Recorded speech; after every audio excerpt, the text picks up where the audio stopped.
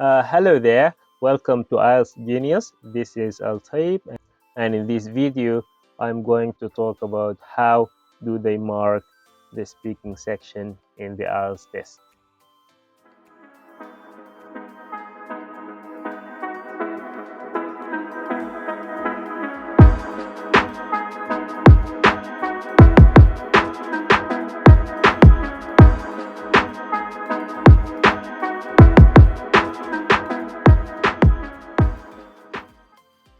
Usually, there are 4 categories they have to measure and to evaluate our speaking, and they'll give us a band score according to how well we do on these 4 things.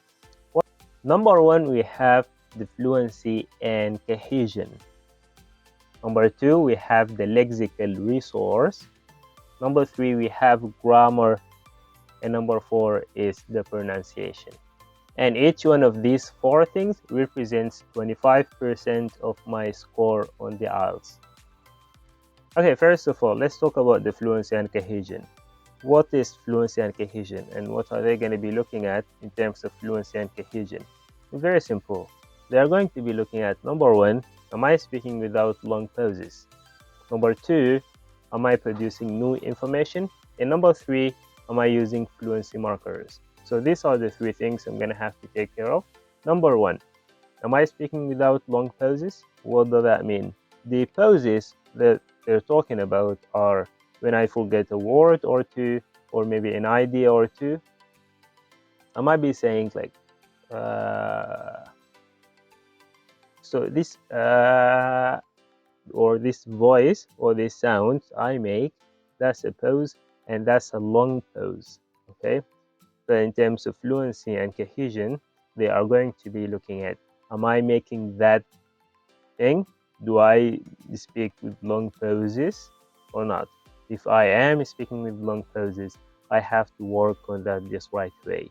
They are normal pauses. They are very short and they are very normal and natural. Even natives, they do that. But when it is a long pause, so that would be a problem. Number 2, am I producing new information? What does that mean? Well, am I producing new information means, am I answering the question? Am I actually saying things? Number 3 is the fluency markers. What do they mean by the fluency markers? They're simply talking about the words like, for example, nowadays, furthermore, however. These are all fluency markers, okay?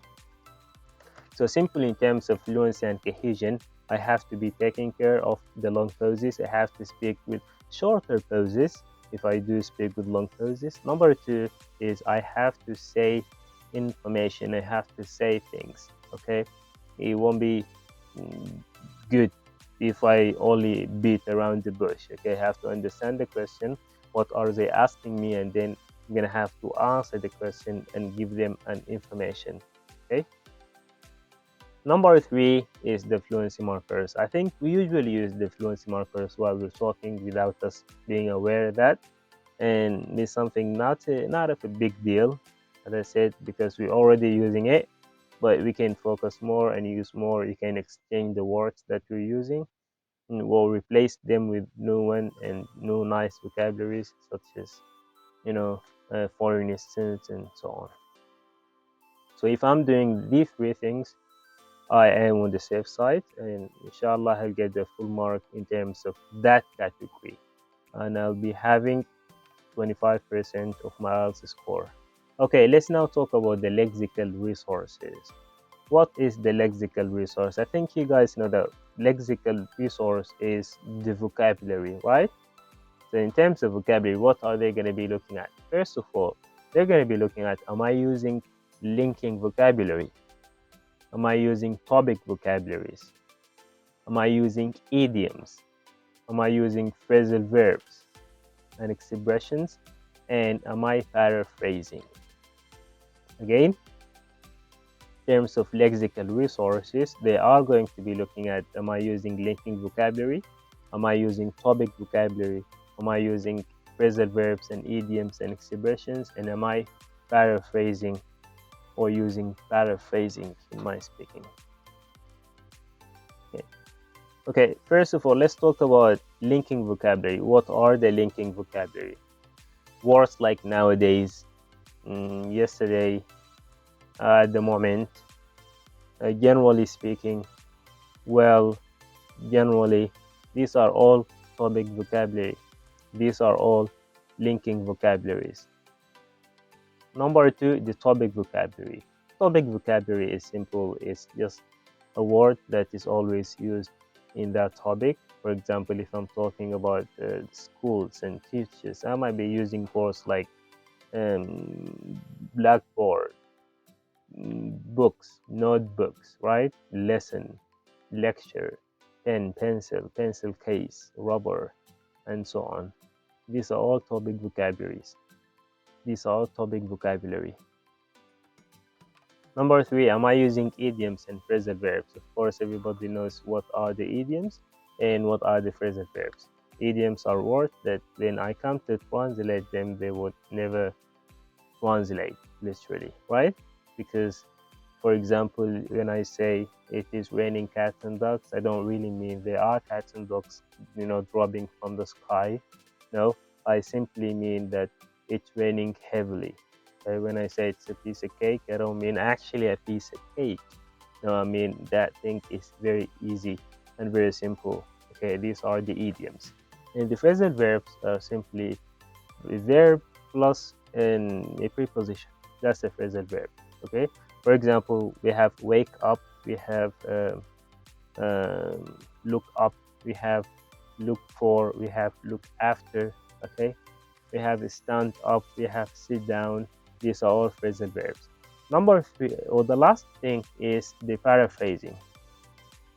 Paraphrasing simply means when I take a sentence and I say that sentence in a different way. I'll be changing the set of words, and I'll be changing the structures. I'll be changing the grammatics. I'll be changing the part of the speech of the word.